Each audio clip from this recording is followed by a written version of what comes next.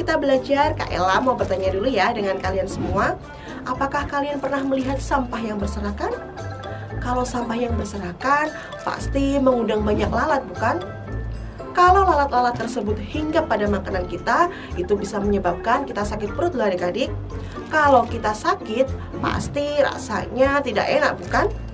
Karena kalau kita sakit, mau makan susah, mau beraktivitas juga susah, apalagi mau jalan-jalan. Maka dari itu, kita harus menjaga kebersihan dan kesehatan dalam hidup kita. Nah, agar lebih jelas tentang hal itu, yuk kita simak video ini sampai selesai.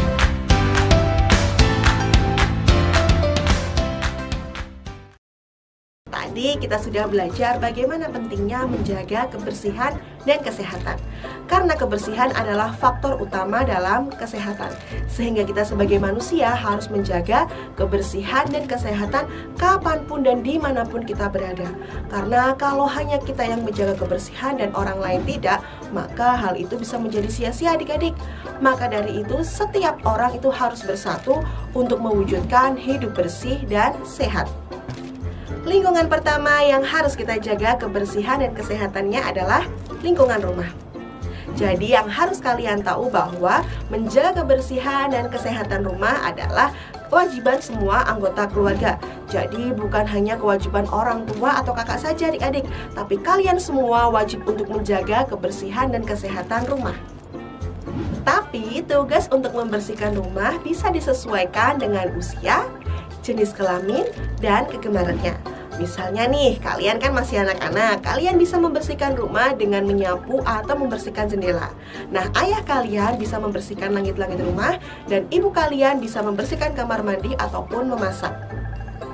Seperti yang Kak Ella katakan tadi, bahwa menjaga kebersihan dan kesehatan rumah harus dilakukan oleh semua anggota keluarga. Banyak manfaatnya loh ketika anggota keluarga bersatu untuk menjaga kebersihan rumah. Nah, berikut ini adalah manfaat dari bersatunya anggota keluarga untuk menjaga kebersihan rumah. Yang pertama yaitu mempererat hubungan anggota keluarga. Yang kedua, terhindar dari perselisihan. Yang ketiga, keluarga menjadi menyenangkan dan harmonis. Yang keempat, terjalin kerjasama yang baik. Dan yang terakhir, pekerjaan cepat selesai. Selain menjaga kebersihan rumah, semua anggota keluarga juga harus menjaga kesehatan tubuhnya.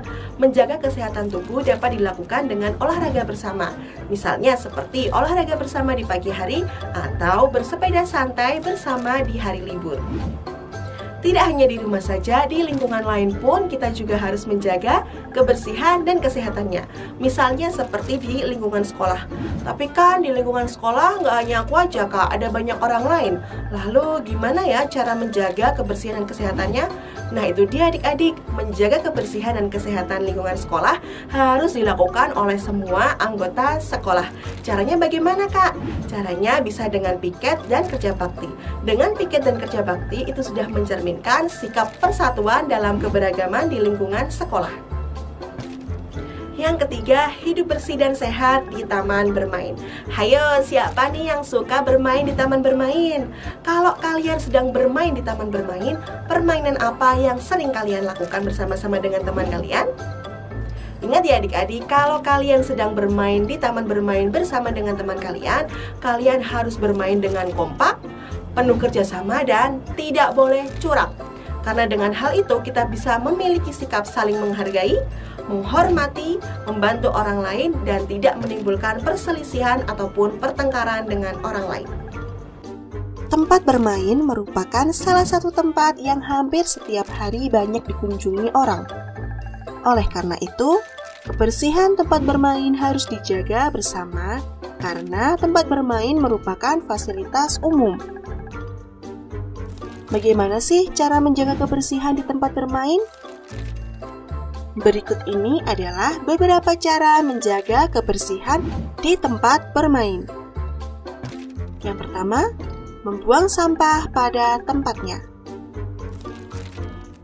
Yang kedua, memungut sampah yang berserakan dan membuangnya ke tempat sampah. Yang ketiga, membawa kantong plastik sendiri untuk tempat membuang sampah.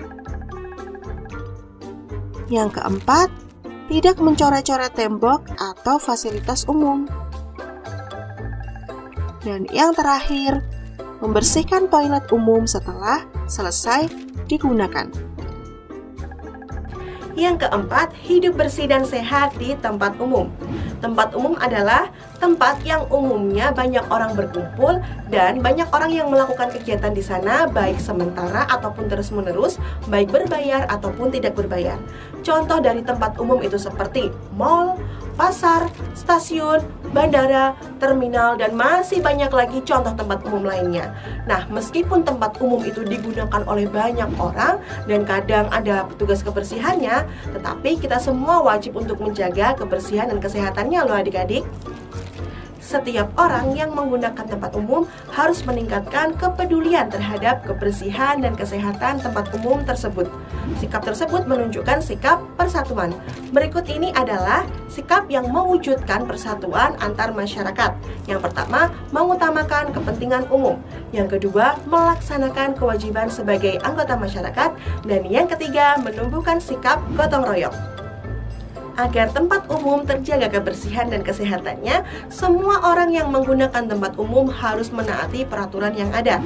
Berikut ini adalah contoh dari beberapa aturan yang ada di tempat umum. Yang pertama yaitu tidak membuang sampah sembarangan. Yang kedua, menggunakan masker apabila sakit. Yang ketiga, tidak meludah sembarangan. Dan yang terakhir, merokok di tempat khusus yang sudah disediakan. Nah, tadi kita sudah belajar tentang menjaga kebersihan dan kesehatan di berbagai tempat. Sekarang Kak Ella akan menguji kepekaan kalian terhadap kebersihan dan kesehatan dalam suatu kasus. Yuk, kita simak kasus ini bersama-sama. Adik-adik, lihat, banyak sekali sampah berserakan di taman dan tidak dimasukkan ke dalam tempat sampahnya. Kamu dan teman-temanmu ingin bermain di sini, tapi tempatnya terlalu kotor. Lalu, apa ya yang harus kalian lakukan? Yap, benar sekali adik-adik. Sikap yang harus kalian lakukan adalah membersihkan tempat bersama-sama teman kalian. Selain bisa menjaga persatuan, hal ini juga bisa membawa manfaat, yakni tempat yang bersih dan sehat. Tetapi, setelah membersihkan tempat tadi, pasti tubuh ataupun tangan kalian kotor adik-adik. Apa ya yang harus kita lakukan saat tubuh kita kotor? Yap, benar sekali. Kita harus mencuci tangan kita. Karena kalau tidak mencuci tangan, maka kita bisa sakit loh. Karena kotoran, virus, dan bakteri akan menempel dan masuk ke dalam tubuh kita saat kita makan atau minum. Kalau sudah bersih, kita sudah bisa untuk beraktivitas kembali seperti makan, bermain, ataupun belajar. Karena kalau tubuh kita bersih dan sehat, maka kita bisa beraktivitas dengan baik dan nyaman.